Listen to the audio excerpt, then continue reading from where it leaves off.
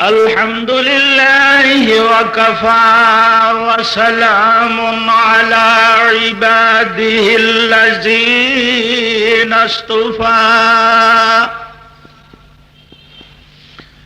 الذي أرسله بالحق بشيرا ونذيرا وداعيا إلى الله بإذنه وسراجا منيرا. قال الله تعالى في كلامه: ولقد آتينا داود وسليمان علما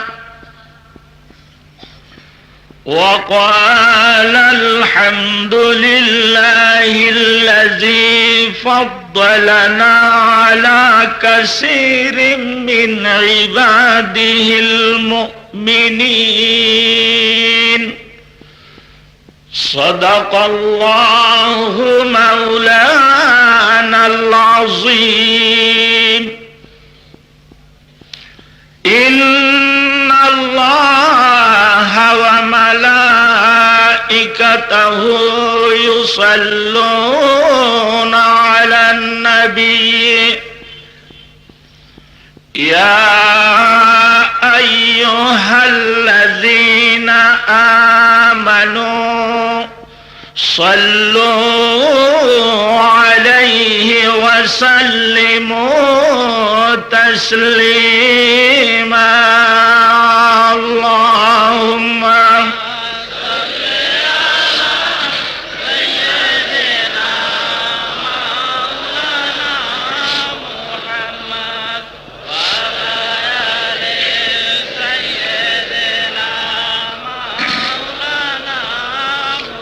আরো জোর সরে পড়ুন আল্লাহুম্মা সাল্লি আলা সাইয়্যিদিনা মাওলানা মুহাম্মদ ওয়া আলা আলি সাইয়্যিদিনা মাওলানা মুহাম্মদ। अगर इश्क़ खुदा खाही बजा सो पैरबे अहमदी सिरातल मुस्तक़ीमी नशी वराहे जुम्ला कामिलहा। अल्लाहुम्मा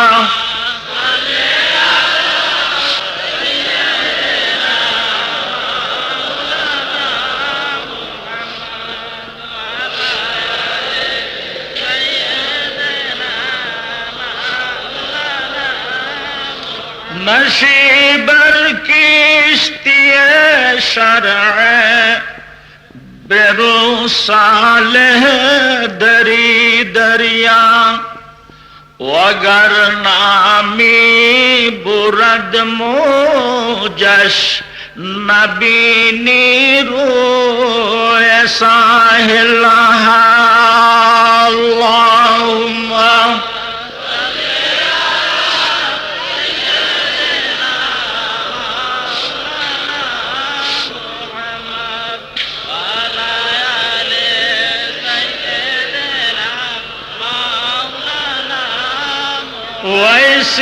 वैसियाज दीनो ईमान कदर दानी मुबास दीन मा इश्क़ मुहम्मद हुब्बे ईमान मा।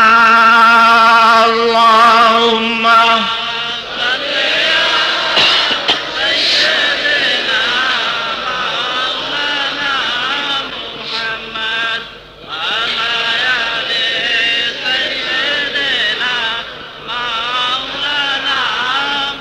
अगर शाह खूबनम नहद बर चश्मे मन पारा के खाक पाए बख्शम मनो दुनिया कुबारा अल्लाहुम्मा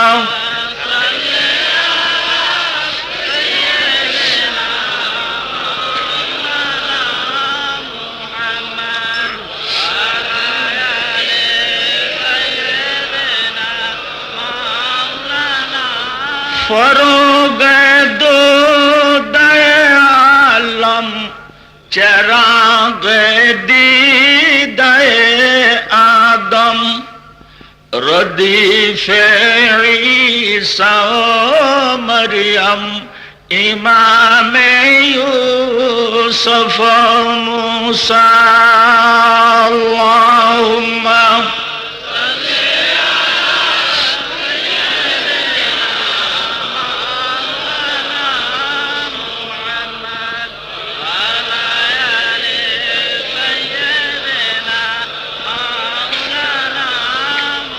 चुदर हंगाम महशर मुशफ़्फ़ा सादत दौर कशीमंदस्त मुज़तर्रा बुरी दर जन्नतुल मअवा अल्लाहुम्मा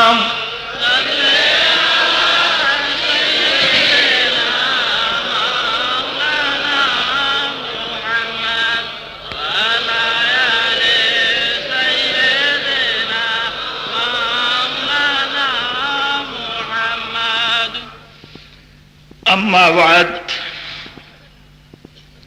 जनाब सदर मोहतरम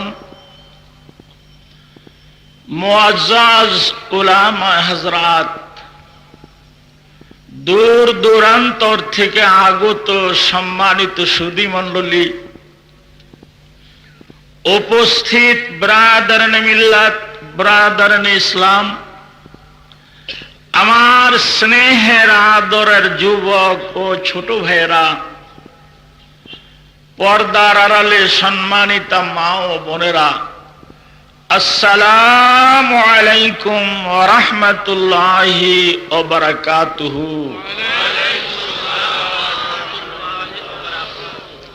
মহান আল্লাহ রাব্বুল আলামিনের দরবারে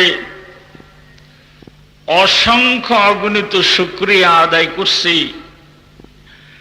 দেশব্যাপী হরতাল ও ধর্মঘটের মধ্যে দিয়েও আমি সময় মতো আপনাদের সামনে হাজির হতে পারলাম। আপনারা ওই মহান রব্বুল আলামিনের শুকরিয়া আদায় করুন যিনি এই মাহফিলের প্রচার পোস্টার মাইকিং সংবাদ হাজার হাজার মানুষ শোনার পরও আপনাদেরকে ওই লোকগুলির মধ্যে থেকে যাচাই করে বাছাই করে পছন্দ করে আপন মনে করে তার নিজ কোরআনের মহতি মাহফিলের সামিয়ানার নিচে এনে একটু বসার সুযোগ ও জায়গা দিলেন। যে মহান রব্বুল আলামিন এত মেহেরবানি আমাদের উপরে করেছেন তার শুকরিয়া আদায় করে একবার জোরে সোরে আওয়াজ দিয়ে বলুন আলহামদুলিল্লাহ। এই মাহফিলের প্রচার পোস্টার বিজ্ঞাপন মাইকিং যত লোকে শুনেছে সবগুলি লোক আসলে আমাদের এই মেডিকেল কলেজ হাসপাতালের মাঠে কি জায়গা হতো? হতো না। এই হাজার হাজার লোকের মধ্যে আপনাদেরকে আল্লাহ রাব্বুল আলামিন অত্যন্ত আপন মনে করছেন, নিজের মানুষ মনে করছেন, পছন্দ করছেন। এই জন্য আপনাদেরকে এই মহতি মাহফিলে অংশগ্রহণ করালেন। ঈদের দিনে আমাদের দেশের প্রচলিত নিয়মে আমরা একজনে আরেকজনের সাথে মুসাফা করে এরপরে কোলাকুলি করি। যে ময়দানে আপনি ঈদের নামাজ আদায় করেছেন সেই ময়দানে 5,000 লোক ছিল। আপনি কি প্রত্যেককে বলছেন যে বই খেলে আমার বাড়ি যায়েন? তা বলেন নাই। যার সাথে আপনার অত্যন্ত ঘনিষ্ঠ সম্পর্ক, যার সাথে আপনার অত্যন্ত নিবিড় বন্ধুত্ব রয়েছে, এই কোলাকুলির মধ্যে দিয়ে কানে কানে বলে ফেলছেন বিকালে কুল যায়েন, নইলে আমি বেজার হব।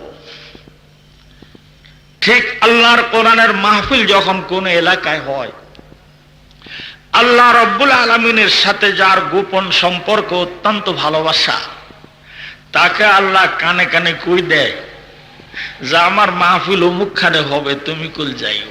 বলুন সুবহান।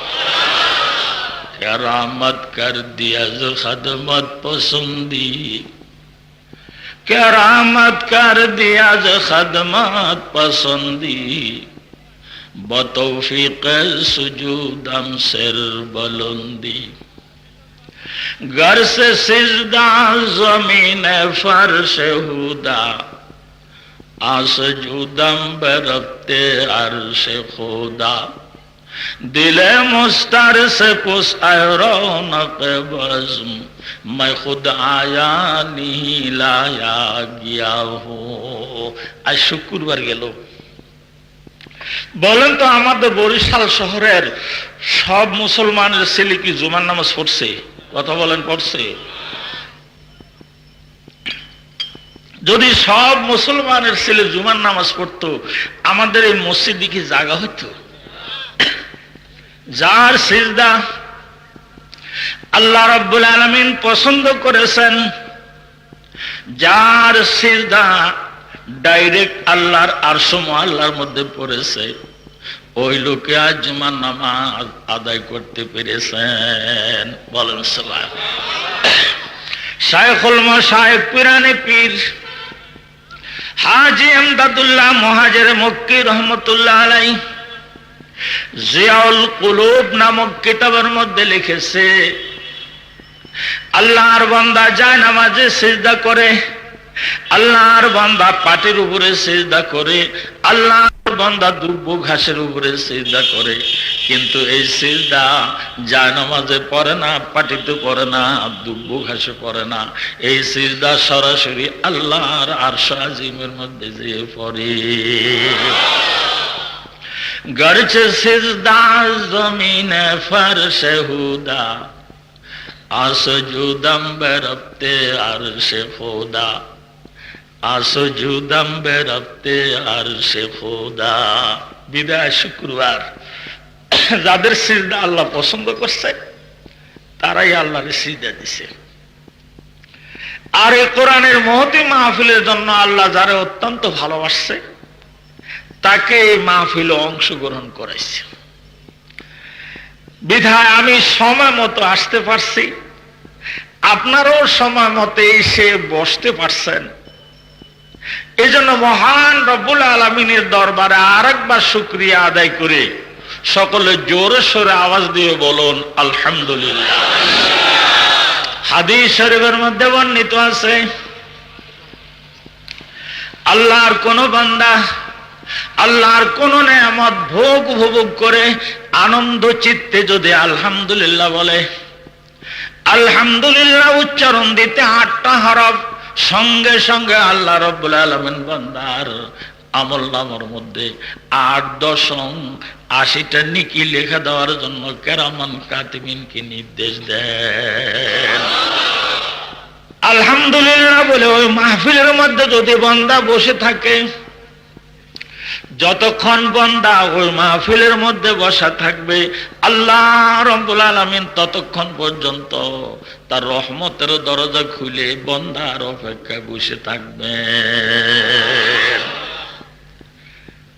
আল্লাহর শুকরিয়া আমরা কি দিয়ে আদায় করব?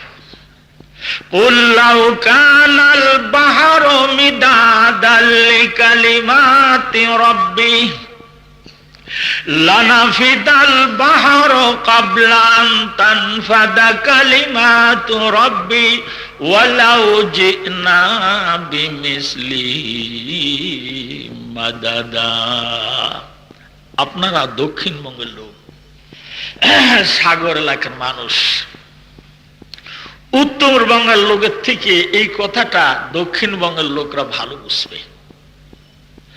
পৃথিবীর মধ্যে সর্বমোট 5টা মহাসাগর আছে, 66টা আছে সাগর, হাজার হাজার রয়েছে নদী, লক্ষ লক্ষ রয়েছে খাল বিল আর পুকুর পুষ্করণী। এই 5টা মহাসাগরের মধ্যে সবচেয়ে গভীরতম মহাসাগরের নাম হলো প্রশান্ত মহাসাগর। প্রশান্ত মহাসাগর ফিলিপাইন দ্বীপপুঞ্জের কাছে এত গভীর। পৃথিবীর সবচেয়ে উঁচা পাহাড় হিমালয় পর্বত, যার উচ্চতা 29,000 ফিটের ঊর্ধ্বে। ওই হিমালয় পর্বতকে আস্থা ধরে প্রশান্ত মহাসাগরের ফিলিপাইন দ্বীপপুঞ্জের কাছে যদি ছেড়ে দেওয়া হয়, হিমালয় পর্বত 7,000 ফিট পানির নিচে তলাইয়া থাকবে। এত গভীর। পৃথিবীর 2 নম্বর গভীরতম মহাসাগর হলো আটলান্টিক মহাসাগর। আটলান্টিক মহাসাগরের সবচেয়ে গভীরতম জায়গার নাম হলো বারমুড ট্রায়াঙ্গেল। বারমুড ট্রায়াঙ্গেল আটলান্টিক মহাসাগরের গভীরতা হলো 33,000 ফিট। পৃথিবীর সবচেয়ে উঁচা পাহাড় হিমালয় পর্বতকে আস্থা ধরে যদি আটলান্টিক মহাসাগরের বারমুড ট্রায়াঙ্গেলে ছেড়ে দেওয়া হয়, হিমালয় পর্বতের সর্বোচ্চ চূড়ায় এবারে 4,000 ফিট পানির নিচে তলাইয়া থাকবে। এত গভীর। লন্ডন আন্তর্জাতিক বিমানবন্দর থেকে একটা প্লেন ঘন্টায় 1000 মাইল বেগে যদি আমেরিকার ওয়াশিংটন রওনা দেয়, আর এইভাবে আটলান্টিক মহাসাগরকে পাড়ি দিতে সময় লাগে 8 ঘন্টা। আল্লাহ রাব্বুল আলামিন বলেন, কুল লাউ কানাল বাহরু মিদাদাল লিকালিমাতি রাব্বি লানাফিদাল বাহরু ক্বাবলা আন তানফাদা কালিমাতু রাব্বি। প্রশান্ত মহাসাগরের সম্পূর্ণ পানি যদি কালি হয়, আটলান্টিক মহাসাগরের সম্পূর্ণ পানি যদি কালি হয়, ভারত মহাসাগরের সম্পূর্ণ পানি যদি কালি হয়, উত্তর মহাসাগর দক্ষিণ মহাসাগরের সম্পূর্ণ পানি যদি কালি হয়, ও দুনিয়ার মানব দানব জিন ইনসান, তোমরা যদি লিখো খাও, গাছপালা তরুলতা ছোট্ট ছোট্ট করে যদি কলম বানায় নাও, এরপরে যদি আমার প্রশংসা লেখা আরম্ভ করো, আমার প্রশংসা লিখতে লিখতে মহাসাগর পানি কালি ফুরে যাবে, শেষ হয়ে যাবে, কিন্তু আমার প্রশংসা লেখা শেষ হবে না। ওয়ালাউ জিনা বিমিসলিহি মাদাদা। আল্লাহ রাব্বুল আলামিন বলেন, এই পানিকে যদি তোমরা ডবল করে নাও, দ্বিগুণ করে নাও, এরপরে কালি বানায়া যদি আমার প্রশংসা লিখতে আরম্ভ করো, লিখতে লিখতে দ্বিগুণ কালি ডবল কালি ফুরে যাবে, শেষ হয়ে যাবে, কিন্তু আমার প্রশংসা লেখা শেষ হবে না। কোরআনের সূরা লোকমানের শেষ অংশে আল্লাহ রাব্বুল আলামিন জলদ গম্ভীর সুরে আর স্বরে ঘোষণা করেন, সাবাতু আবহুরিন মা নাফিদাত কালিমাতুল্লাহ।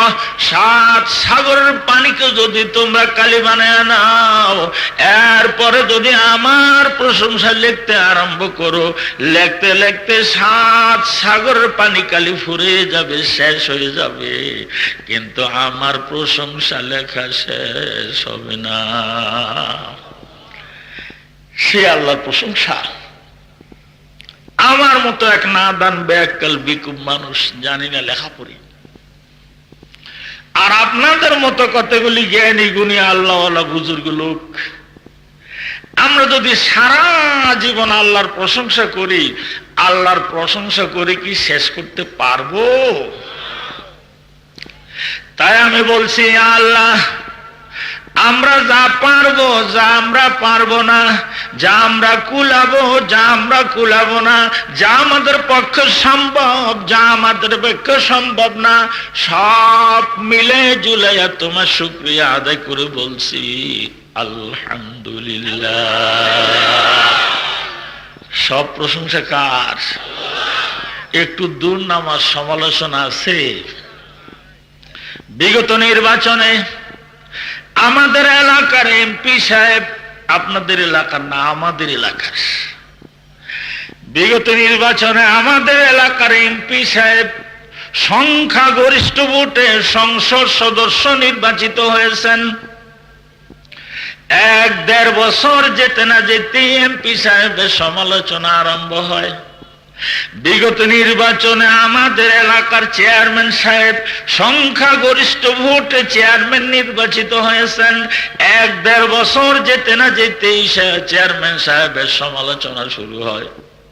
বিগত নির্বাচনে আমাদের এলাকার মেম্বার সাহেব সংখ্যাগরিষ্ঠ ভোটে মেম্বার নির্বাচিত হয়েছেন। 1-1.5 বছর যেতে না যেতেই মেম্বার সাহেবের সমালোচনা আরম্ভ হয়।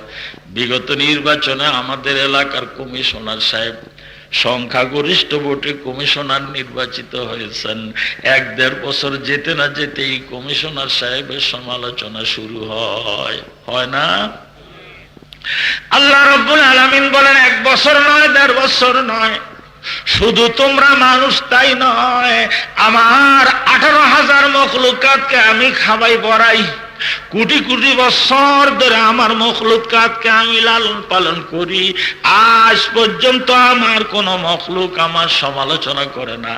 কম খাক বেশি খাক, সুখে থাকুক দুঃখে থাকুক, সুস্থ থাকুক আর অসুস্থ থাকুক, সব সময় আমার শুকরিয়া আদায় করে বলে আলহামদুলিল্লাহ। ক্যাপিটাল সিটি ঢাকার রাজধানী শহর, ধানমন্ডির আবাসিক এলাকা, গুলশানের আবাসিক এলাকায় বড় বড় লোকের বাস। 5 তলা বিল্ডিং এর উপরের তলা আল্লাহর এক বান্দা খাটি গায়ে ঘি দিয়ে মসমুসা পারাটা ভেজে, মুরগির রোস দিয়ে ডাইনিং টেবিল বসে অত্যন্ত আসুদা হয়ে খেয়ে সাবান দিয়ে হাত দিয়ে সাদা তোয়ালের মধ্যে হাত মুছতেছে আর বলতেছে আলহামদুলিল্লাহ। আর আমাদের বরিশাল শহরের এক গরিব রিকশাওয়ালা ফজরের নামাজের পর একটা মাইটা থালের মধ্যে 1 মুঠ পান্তা ভাত নিছে, এর মধ্যে একটা কাঁচামরিচ দিছে, একটা পেঁয়াজ দিছে, একটু লবণ দিয়ে সুন্দর করে গোলাই খেয়ে সিরা একটা গামছার মধ্যে হাত মুছতেছে আর বলতেছে আলহামদুলিল্লাহ। দুইজনে আল্লাহর নেয়ামত খেয়ে আলহামদুলিল্লাহ বলছে, কিন্তু ধনী লোকের আলহামদুলিল্লাহ আর গরিব লোকের আলহামদুলিল্লাহর ভ্যালুর মধ্যে অনেক বেশ কম রয়েছে। আল্লাহর হাবিব বলেন, এই দুইটা লোক যদি সমান ইবাদত করে বেহেশতে যায়, তাহলে ওই ধনী লোকটার 500 বছর আগে গরিব লোক বেহেশতে চলে যাবে। আল্লাহর হাবিবকে জিজ্ঞাসা করা হয়েছে, হুজুর ওই 500 বছর কোন হিসাবে? আল্লাহর হাবিব বলেন, কানা মিকদারুহু আলফা সানাতিন মিম্মা তাউদ্দুন। দুনিয়ার 1000 বছর হবে আখিরাতের একদিন, এই হিসাবে দুইজনের মধ্যে বেহেশতের ব্যবধান হবে 500 বছর। আমি ক্যালকুলেটর মেশিন দিয়ে হিসাব করতে চেয়েছি, ক্যালকুলেটরে ধরে না, কম্পিউটারে হিসাব করে দেখেছি, আখিরাতের 500 বছর দুনিয়ার হিসাবে হয় 18,25,00,000 বছর। তখন তার তরজমা হবে একজন ধনী একজন গরিব, দুইজন যদি সমান ইবাদত করে, তথাপি ধনী লোকটার 18,25,00,000 বছর আগে গরিব লোক চলে যাবে বেহেশতে। বলুন সুবহানাল্লাহ। এই জন্য আল্লাহর হাবিব মুনাজাত দিয়ে বলেন, আল্লাহুম্মা আহিনি মিসকিনা ওয়া আমিতনি মিসকিনা ওয়া হাশুরনি ফি জুমরাতিল মাসাকিন। ও আল্লাহ, তুমি আমাকে দুনিয়ায় গরিব অবস্থায় রাখো, আল্লাহ গরিব অবস্থায় আমার মৃত্যু দিও, আল্লাহ গরিবের সাথে আমাকে হাসর ময়দানে উঠাইও। গরিবের বন্ধু, শ্রমিকের বন্ধু, মেহনতি মানুষের বন্ধু, নিজে গরিব থাকতে চান, গরিবকে নিয়ে হাসরের ময়দানে উঠতে চান।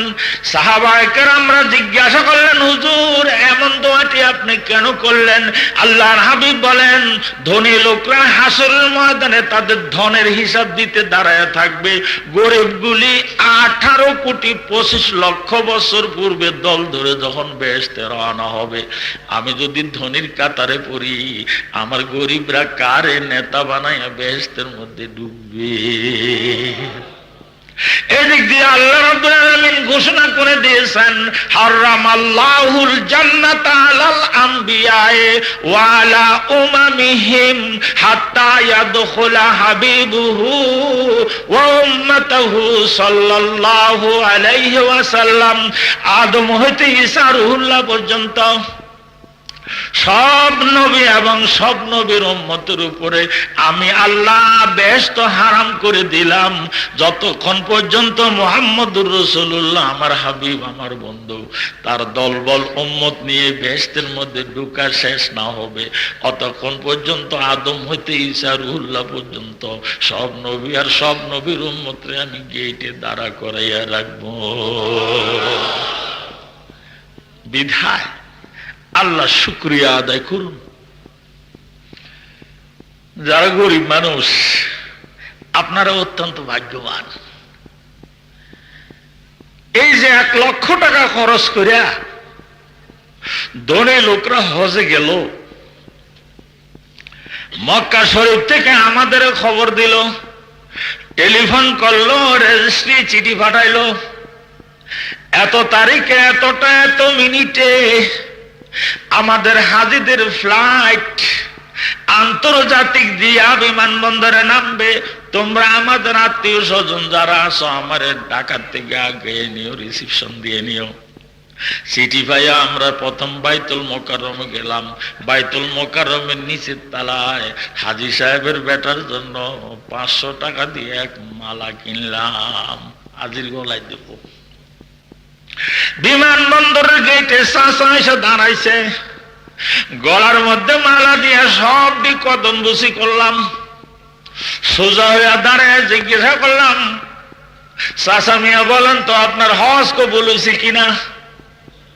চাচা মালা গলা দিয়ে কুচিমুচি করবে আর বলবে, আমার একা দোষী করিস না, এবার আরফার ময়দানে আমরা 40 লক্ষ লোক হজ করেছি, আমরা কেউই আমাদের হজ কবুলের সংবাদ নিয়ে বাড়ি আসতে পারি নাই।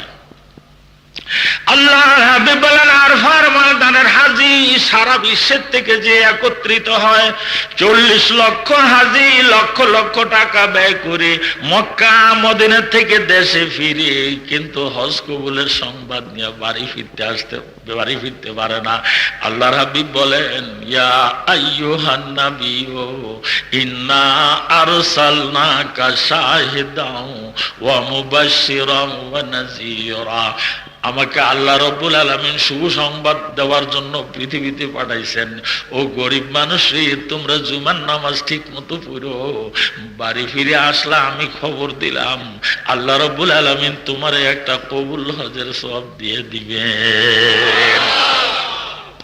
ইয়া আইয়ুহাল্লাযীনা আমানু ইযা নুদিয়া লিস-সালাতি মিন ইয়াউমিল জুমআতি ফাসআউ ইলা যিকরিল্লাহি ওয়া যারুল বাই যালিকুম খায়রুল লাকুম ইন কুনতুম তা'লামুন ফাইযা কুদিয়াতিস-সালাতু ফান্তাশিরু ফিল আরদি ওয়াবতাগু মিন ফাদলিল্লাহ ওয়াজকুরুল্লাহা কাসীরান লাআল্লাকুম তুফলিহুন। আল্লাহর হাবিব ইরশাদ করেন, জুমার দিনে জুমার কোন মুসল্লি বাড়ির থেকে ওযু করে পাক সাফ কাপড় পরে যদি জুমার নামাজ পড়ার জন্য মসজিদ অভিমুখে রওনা হয়, আল্লাহর হাবিব বলেন, উম্মত রে, তুমি জানো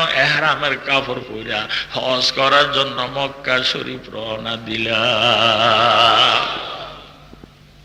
জুমার ঘরে যে জুমার নামাজ আদায় করে মসজিদের মধ্যে হই হল্লা গন্ডগোল দরবার কারবার এগুলো না করে জুমার নামাজের সালাম ফিরাবার পর আপনি যদি টুকটুক করে বাড়ি ফিরে আসতে পারেন, আল্লাহ হাবিব বলেন, উম্মতি তুই জুমা ঘরের থেকে আসিস নাই, তুই মক্কা মদিনার থেকে হজ করে বাড়ি ফিরে এলা। খেয়াল রাখেন, শর্ত দুইটা। এক নম্বর হলো বাড়ির থেকে ওযু করে রওনা হবেন। মসজিদে যায় যদি ওযু করেন, বাড়ি আর মসজিদের মধ্যখানের পথ হবে বরিশালের পথ। আর বাড়ির থেকে ওযু করে যদি রওনা হন, আপনার বাড়ি আর মসজিদের মাঝখানের পথ হবে মক্কা মদিনার পথ। আর খেয়াল রাখবেন, এখানে মাথায় পাগড়ি দিয়া, জুব্বা গায়ে দিয়া যায় নামাজ কাঁধে নিয়ে যাওয়ার কথা বলা হয় নাই। এখানে বলা হয়েছে যার যার সাধ্য আন্দাজে যেই কাপড় দিয়ে আপনি নামাজ পড়বেন, এই কাপড়টাকে আগের দিন ধুয়ে জুমার নামাজ পড়ার জন্য পাক পবিত্র রাখবেন। এই কাপড়টার মূল্য হলো হাজী সাহেবরা হজে গেলে যে ইহরামের নামাজ হয়ে গেল। আল্লাহ রাব্বুল আলামিন কি সুন্দর করে বলেন, ফাইজা কুদিয়াতিস সালাতু ফান্তাশিরু ফিল আরদি ওয়াবতাগু মিন ফাদলিল্লাহ ওয়াজকুরুল্লাহ কাসীরান লাআল্লাকুম তুফলিহুন। নামাজ হয়ে গেলে আপনাকে মসজিদের মধ্যে 1000 দানার তসবিহ রাইস মিলের মতো টানার কথা আল্লাহ বলেন নাই। আল্লাহ বলছেন ফাইজা কুদিয়াতিস সালাতু ফান্তাশিরু ফিল আরদ। নামাজ যখন শেষ হয়ে যাবে, যে যেখানে যেই কাজ রেখে আসছো ওখানে যে জয়েনিং দিয়ে দাও। বলুন সুবহানাল্লাহ। কিন্তু আমাদের মধ্যে একদল সালাম ফিরাবার পরে কয় বসেন বসেন, কিছু জরুরি কথা আছে। আল্লাহ বলেন ফান্তাশিরু ফিল আরদ, নামাজ হয়ে গেছে বের হয়ে যাও। তারা কয় বসেন বসেন, বাইরে হইন না, কিছু কথা আছে। এটা সম্পূর্ণ আল্লাহর কোরআনের খেলাফ কথা। ফাইজা কুদিয়াতিস সালাতু ফান্তাশিরু ফিল আরদি ওয়াবতাগু মিন ফাদলিল্লাহ ওয়াজকুরুল্লাহ কাসীরান লাআল্লাকুম তুফলিহুন। আল্লাহর হাবিব সাহাবায়ে কেরামদের নিয়ে বসে আছেন। সাহাবায়ে কেরামরা আমাদেরকে অত্যন্ত ভালোবাসতেন, সাহাবায়ে কেরামরা আমাদের অত্যন্ত হিতাকাঙ্ক্ষী। হুজুর বয়ান করতেছেন, আপনাদের মতো সাহাবায়ে কেরামরা বসে আছেন। একজন সাহাবী দাঁড়ায় বলেন, ইয়া রাসূলুল্লাহ, ইয়া হাবিবাল্লাহ, হুজুর আমরা যে আপনার ওয়াজ শুনলাম, আখিরে জামানায় যখন আপনি দুনিয়ায় থাকবেন না, কিয়ামত পর্যন্ত আপনার কতগুলি উম্মত দুনিয়ায় আসবে, তারা তো হুজুর আপনার মজলিসে বসতে পারলো না, তাদের জন্য আপনি কি ব্যবস্থা করে গেলেন। কত হিতাকাঙ্ক্ষী সাহাবায়ে কেরাম। আব্বা যখন ইন্তেকাল করতেছে, মা আব্বার মাথার কাছে বসে বসে কয়, আপনি তো রওনা দিলেন, 7টা রেখে গেলেন ছেলে আর মেয়ে, আমার ছেলে মেয়ের ভবিষ্যৎ কি একটু মুখ দিয়ে বলে যান। মা চাই খালি এই কথা মুখ দিয়ে কয়, চকবাজারের দোকান তুলে দিয়ে গেলাম, তারপরে তালতলার জমি তুলে দিলাম, এগুলি নাকি একটু মুখ দিয়ে বলে এই কথা চায়। সাহাবায়ে কেরামরা হুজুরকে ঠিক মায়ের চেয়ে সন্তানরা যেরকম ভালোবাসে, মা সন্তানরা যেরকম ভালোবাসে, সাহাবায়ে কেরামরা আমাদেরকে এর চেয়ে কোটি কোটি গুণ বেশি ভালোবাসতেন। এই জন্য জুমার খুতবার মধ্যে রয়েছে, আল্লাহ আল্লাহ সাহাবী লা তাত্তাখিযুহুম গারদাম মিন বাদি ফামান আহাব্বাহুম হাবিফাবি হুব্বি আহাব্বাহুম ওয়া মান আবগাদাহুম ফাবিবুগদি আবগাদাহুম। আল্লাহ আল্লাহ, আমার ইন্তেকালের পর তোমরা আমার সাহাবায়ে কেরামদের সমালোচনা করে না, তাদেরকে যে ভালোবাসবে সেটা আমার ভালোবাসার নামান্তর, তাদের সাথে শত্রুতা করা এটা আমার শত্রুতার নামান্তর। খবরদার খবরদার, আমার সাহাবায়ে কেরামের সমালোচনা কোনোদিন করো না, তারা তোমাদের অত্যন্ত হিতাকাঙ্ক্ষী। সাহাবায়ে কেরামের মধ্যে একজন বলেন, ইয়া রাসূলুল্লাহ, ইয়া হাবিবাল্লাহ, হুজুর আমরা আপনার মজলিসে বসে বসে ওয়াজ শুনলাম, এমন একটি দিন আসবে যখন আপনি দুনিয়ায় থাকবেন না, তখন আপনার উম্মতরা দুনিয়া কিয়ামত পর্যন্ত আসতেই থাকবে, কিন্তু তারা তো আপনার মজলিসে বসতে পারলো না। আল্লাহর হাবিব বলেন, মান জালাসা মজলিসাল উলামা ফাকান্নাহু জালাসা ফি হযরতি। আখিরি জামানার দুর্যোগময় মুহূর্তে যদি আমার উম্মতরা সেই যুগের হক্কানি আলেমের মাহফিলে যে বসে, তারা যেন আমি মুহাম্মদুর রাসূলুল্লাহর মাহফিলে বসলো। আরেকজন সাহাবী দাঁড়ায় বলেন, ইয়া রাসূলুল্লাহ, ইয়া হাবিবাল্লাহ, হুজুর আমরা আপনার চেহারার দিকে তাকালাম, কত সওয়াব পাইলাম। আখিরি জমানায় আপনি দুনিয়ায় থাকবেন না, আপনার উম্মতরা আপনার এই সুন্দর মুখখানা দেখতে পারলো না, তারা সওয়াব থেকে বঞ্চিত হয়ে গেল। আল্লাহর হাবিব বলেন, মান নাযারা ইলা ওয়াজহি আলিমিন তাকিয়িন ফাকান্নামা নাযারান নাবিয়্যা। আখিরি জমানার দুর্যোগময় মুহূর্তে আমার উম্মতেরা মোহাব্বত সহকারে সেই জমানার কোন হক্কানি আলেমের মুখের দিকে তাকালে তারা যেন আমার মুখের দিকে তাকাইল। আরেকজন সাহাবী দাঁড়ায় বলেন, ইয়া রাসূলুল্লাহ, ইয়া হাবিবাল্লাহ, হুজুর আমরা আপনার সাথে মুসাফা করলাম, কিন্তু আখিরি জামানার উম্মতগুলি আপনার হাত পাইল না, তারা কার হাত ধরে মুসাফা করবে? নবীর হাত তো তারা পেল না। আল্লাহর হাবিব বলেন, মান সাফাহা আলেমান ফাকাদ সাফাহানি ওয়া মান সাফাহানি কানা মাই ফিল জান্নাহ। যে একজন হক্কালি আলেমের হাত ধরে মুসাফা করবে, সে যেন আমার হাত ধরে মুসাফা করলো। আমার হাত ধরে যে মুসাফা করবে, উম্মতরে জেনে রাখিস তুই আর আমি দুইজন এক বেহেশতে থাকবো। আরেকজন সাহাবী আরজ করেন, ইয়া রাসূলুল্লাহ, ইয়া হাবিবাল্লাহ, হুজুর আমরা পথে ঘাটে আপনারে দেখলাম, আসসালামু আলাইকুম বলে কত সওয়াব পাইলাম।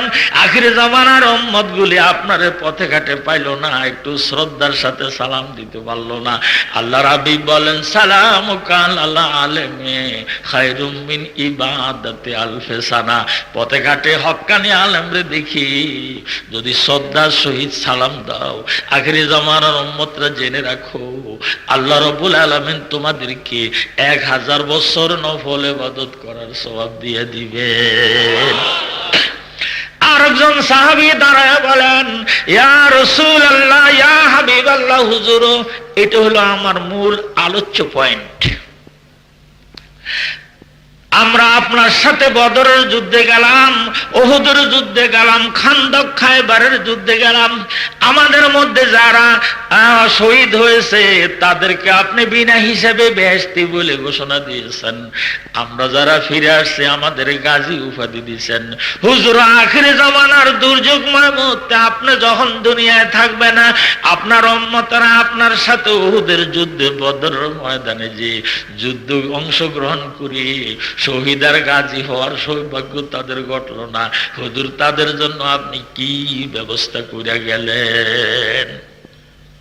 আল্লাহর হাবিব বলেন, ও আমার উম্মতরা জেনে রাখো আখিরি জামানার দুর্যোগময় মুহূর্তে আমার সাহাবায়ে কেরামরা জেনে রাখো আখিরি জামানার দুর্যোগময় মুহূর্তে আমার উম্মতরা যদি হালাল কামাই দিয়ে নিজের স্ত্রী পুত্র পরিবার মা বাপরে খোরপোর দেয়, তারা খায় যদি খুশি হয়, যতটা লোকমা খেয়ে আব্বা আম্মা খুশি হবে, যতটা লোকমা খেয়ে ছেলে মেয়ে খুশি হবে, প্রতিটা লোকমায় আমার সাথে বদরের যুদ্ধে যাওয়ার সওয়াব পাবে। ও আমার ভাইরা, ও আমার বাবাজিরা, গত বছর এবং এই বছর যত বড় বড় ইলশা মাছ ভাদ্র মাসে বাজারে দেখছি, এত বড় ইলিশ মাছ ব্রিটিশ আমলেও দেখি নাই। এক একটা মাছের ওজন 2.5 কেজি 3 কেজি পর্যন্ত পটুয়াখালীতে পাওয়া গেছে। আপনি একটা ইলিশ মাছ কিনা 150-200 টাকা দিয়ে কিনে বাড়ির দিকে রওনা হয়েছেন, গাটার মধ্যে আব্বা লাঠি ভর দিয়ে দাঁড়াই আছে। মাছটা দেখে খুশি হয়ে কত দিয়ে আনছো? আব্বা 150 টাকা দিয়ে আনছি। মাছের সাইজ দিকে এত টাকা দিয়ে না আনলেও তো পারতা। এটা হইল মুখের কথা, এত টাকা দিয়ে না আনলে তো পারতা। ছেলেকে আব্বা বড় সাইজ সুন্দর কাতল মাছের মতো দেখা যায়, এই জন্য আনছি। কয় ঠিক আছে যাও। একটু সামনে যে আম্মার সাথে দেখা, আম্মাকে ওরে আল্লাহ এত বড় ইলিশ মাছ কত টাকা দিয়ে আনছো? আম্মু ইলিশ মাছটা 150 টাকা দিয়ে আনছি। একটু পরে ছেলের সাথে দেখা, ছেলেকে আব্বু আমার হাতে দেন। ছেলে হাতের মধ্যে নিচে কুট্টি বাচ্চা, ইলিশ মাছের নেজ মাটির মধ্যে লাগতেছে। ঘরের মধ্যে দৌড়ে যে আম্মুরে দেখ আম্মা কত বড় ইলিশ মাছ আনছে। সারা ঘরের মানুষ সব আনন্দে একেবারে উল্লাসে মেতে উঠেছে। পাক শাক শুরু হয়ে গেছে।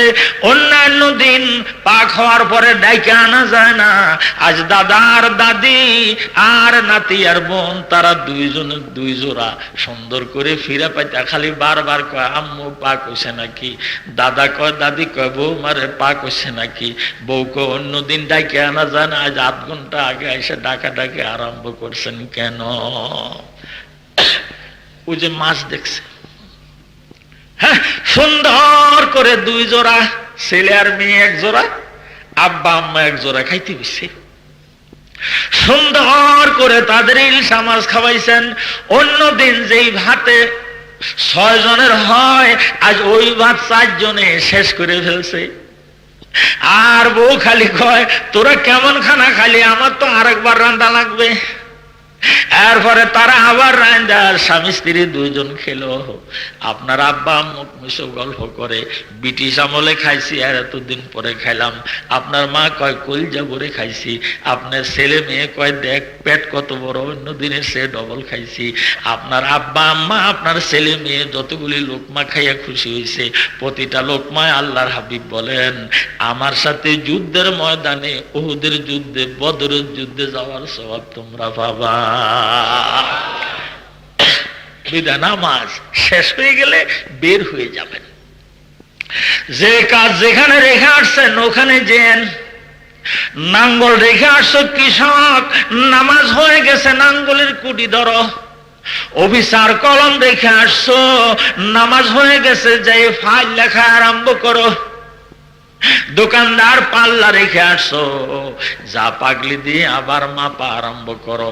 জেলে জাল রেখে আসছো, ওই নামাজ শেষ হয়ে গেছে জাল টানা আরম্ভ করো। নামি গুইয়াম কে আজ দুনিয়া জুদাবাস, নামি গুইয়াম কে আজ দুনিয়া জুদাবাস।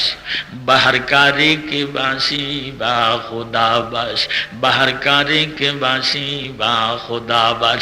আল্লাহ বলেন আমি চাই না তুমি তোমার সংসার দুনিয়াদারি সাইরা মসজিদে আমার নিয়ে পড়ে থাকো, বরঞ্চ যে সময় আমার ডাক আসবে ওই সময় সে রাইবেল দিবা। যখন ডাক শেষ হয়ে যাবে ডিপারচার দিয়ে বের হয়ে যাবা। আমি আল্লাহ রাব্বুল আলামিন সারাদিনের তোমারে কল, সারাদিন তোমারে আমার ঘরে ছিল বলে আমি হাজিরা লিখে নিব। মাহফিল ইন্তেজামিয়া কমিটির এবং অধ্যকার আমাদের এই মাহফিল কমিটির সম্মানিত সভাপতি, আমার অত্যন্ত মহব্বতের পাত্র জনাব হযরত মাওলানা সিদ্দিকুর রহমান সাহেব, পেশ ইমাম শের বাংলা মেডিকেল কলেজ জামে মসজিদ, তিনি ইন্তেজামিয়া কমিটির পক্ষ থেকে আমাকে নির্দেশ দিয়েছেন পবিত্র কালামুল্লাহ শরীফের 2য় চমকদার সূরা সূরা নমলের তাফসীর করার জন্য। এই সূরাটার তাফসীর করতে কম পক্ষে সময় লাগবে 15 দিন। সে জায়গায় হুজুরে আমাকে 3 ঘন্টার মধ্যে, দরকার হলে আরো একটু বাড়াইয়া টাড়াইয়া এই সূরার তাফসীর করার জন্য নির্দেশ দিয়েছেন। আপনারা জানেন ভগ্নিপতি মানে কি? বোনের স্বামী। সভাপতি মানে কি? সবার স্বামী। ভগ্নিপতি বোনের স্বামী, সভাপতি সবার স্বামী। তো ভগ্নিপতির কথা যদি বোনের মানতে হয়, সভাপতির কথাও মাহফিলের বক্তাকে মানতে হয়। না মানলে সভাপতি মানা হয় না। এই জন্য আমি সূরা নমলের 2য় রুকু থেকে একখানা আয়াত তেলাওয়াত করেছি।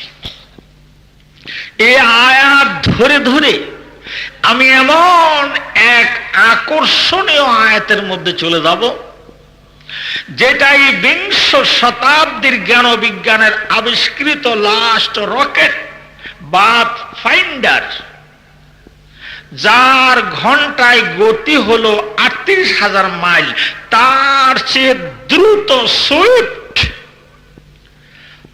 বিলকিস রানীর সিংহাসন ইয়ামান থেকে জেরুজালেমে হযরত সুলাইমান আলাইহিস সালামের রাজ দরবারে আসবে, সেই ঘটনা পর্যন্ত যে আমি মাহফিলের সমাপ্তি ঘোষণা করব ইনশাআল্লাহ।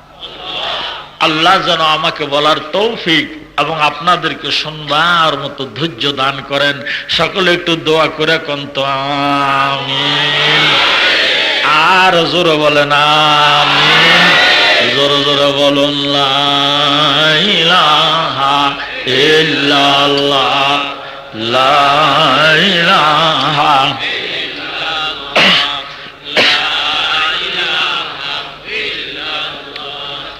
লা ইলাহা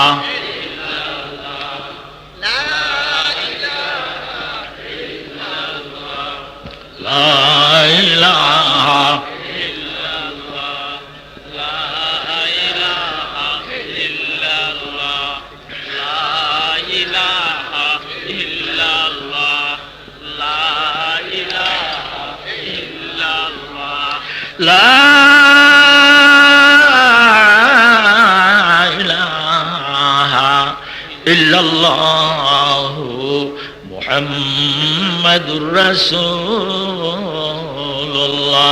লা ইলাহা ইল্লাল্লাহু মুহাম্মাদুর রাসূলুল্লাহ সাল্লাল্লাহু আলাইহি ওয়াসাল্লাম। এই সূরাটার নাম সূরা নামল। এই সূরাটা নাজিল হয়েছে রাসূলের জন্মভূমি পবিত্র মক্কা নগরীতে। এই সূরার মধ্যে 93টি আয়াত এবং 60টি রুকু রয়েছে। আপনারা বলবেন যে হুজুর এত বড় সূরা, যার মধ্যে 93 আয়াত 7 রুকু, এত তাড়াতাড়ি পারবেন কেমনে? আমরা পারি কেমনে জানেন? সূরা ইউসুফের তাফসীর তো আপনারা মার্কেটে পাচ্ছেন, ওখানে মাত্র 6 খণ্ড। এই তাফসীরটা করতে আমার সময় লাগছিল 7 দিন। সূরা ইউসুফের তাফসীর 15 দিন করলে আরো একটু ভালো হয়, কিন্তু যেটা 15 দিন লাগে, 7 দিন লাগে, সেই সূরা ইউসুফের তাফসীর আমি 8 মিনিটের মধ্যে করতে পারি। যেমন উলামায়ে কেরামরা সামনে সূরা ইউসুফের পুরো সূরাটার তাফসীর আমি আরম্ভ করলাম। হযরত ইয়াকুব আলাইহিস সালাম ইউসুফ আলাইহিস সালামকে হারিয়ে ফেলেছিল, 45 বছর পরে মিশর এসে আবার পাইছে। সূরা শেষ। হুজুরা বলো যে সম্পূর্ণ সূরাটা শেষ হয়েছে কিনা? তাহলে এই কথাটাই আবার সুন্দর করে ব্যাখ্যা সহ বলতে গেলে 10 দিনও লাগে, 7 দিনও লাগে, 5 দিনও লাগে, 3 দিনও লাগে, আর 8 মিনিটের মধ্যে পারা যায়। বিদায় সব রকমে করা যায়। তবে একেবারে আপনাদের যে আমি বঞ্চিত করব, খালি হাতে ফিরাবো তা নয়, এশার নামাজ পড়ে নেওয়া হয়েছে। এবার পড়ুন আউযু বিল্লাহি মিনাশ শাইতানির রাজিম। জোরে কোন বিসমিল্লাহির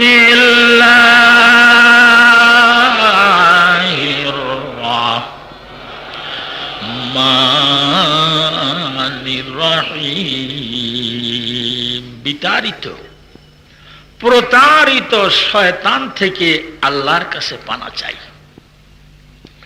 শুরু করিলাম নামে ওই আল্লাহর, শেষ নাই সীমা নাই মহিমা যার। বলুন সুবহানাল্লাহ।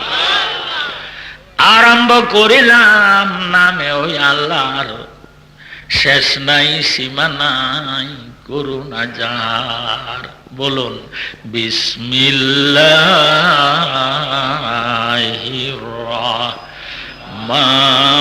রহমানির রহিম।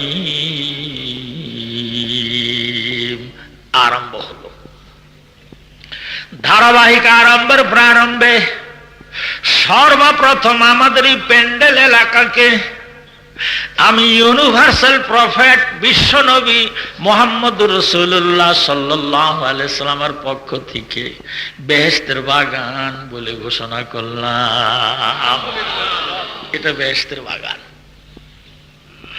যদি এটা বেহেশতের বাগান হয়, যারা বসে আছেন বেহেশতি মানুষ, সন্দেহ আছে? মুদ্দতে উমর একদার জান্নাত বুয়াদ, মুদ্দতে উমর একদার জান্নাত বুয়াদ, ও কায়বা উকবা দাখিলে দোজখ বুয়াদ, ও কায়বা উকবা দাখিলে দোজখ বুয়াদ।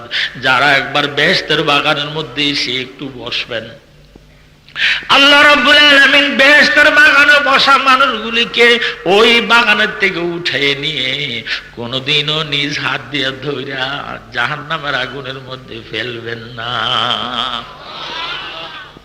আপনারা বেহেশতি মানুষ।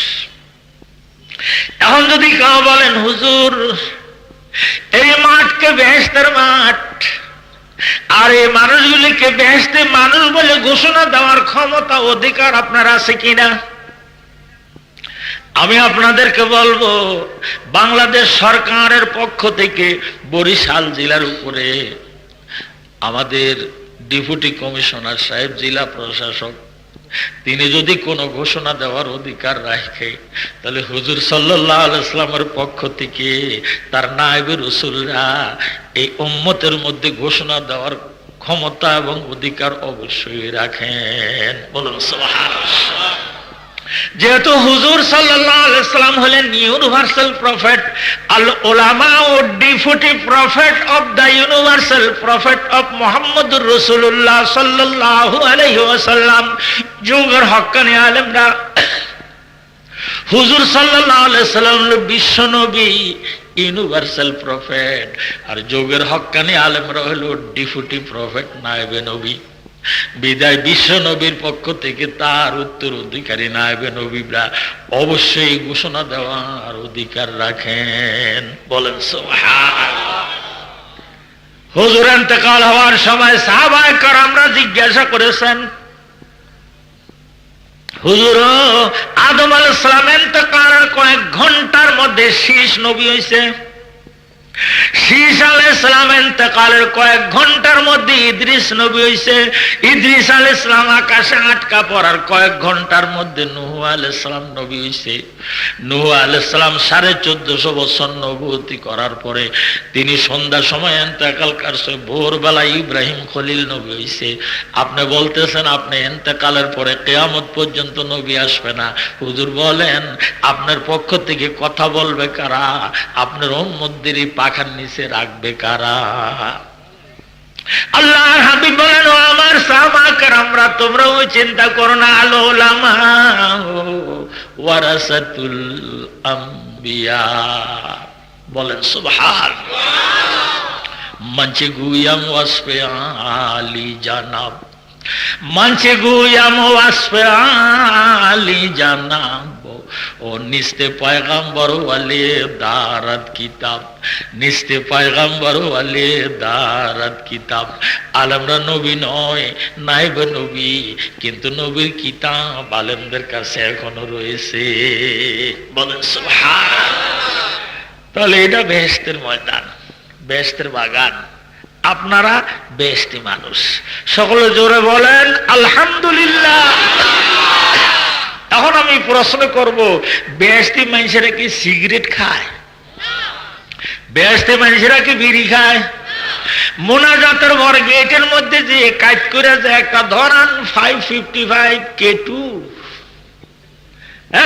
গালের মধ্যে একটা দাঁড়ায় আর টানতে টানতে যায় আর কয়, যা বলছে এগুলি আমরা জানি, আরো কত শুনছি।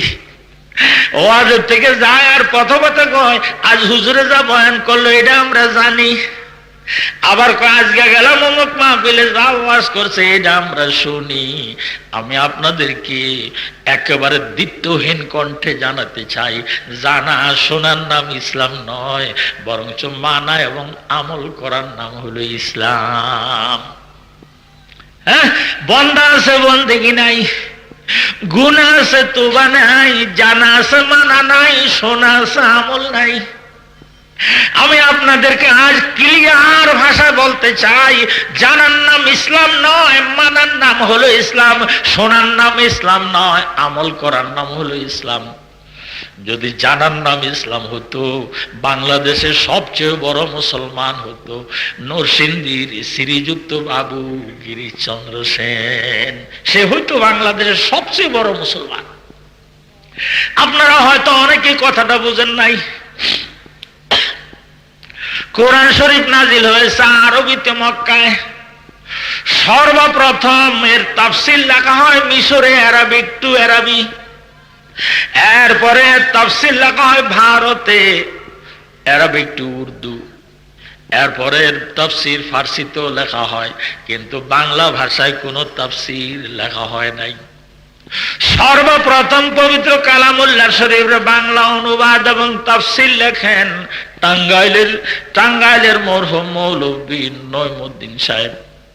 এর পরবর্তী বছর পবিত্র কালামুল্লাহ শরীফের বাংলা অনুবাদ এবং তাফসীর লেখেন রংপুরের জনাব মৌলভী মরহুম বসু মিয়া সাহেব।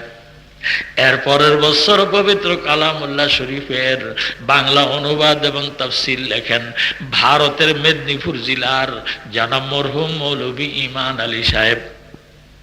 চতুর্থ নম্বরে পবিত্র কালামুল্লাহ শরীফের বাংলা অনুবাদ এবং তাফসীর লেখেন নরসিংদীর শ্রীযুক্ত বাবু গিরিশচন্দ্র সেন।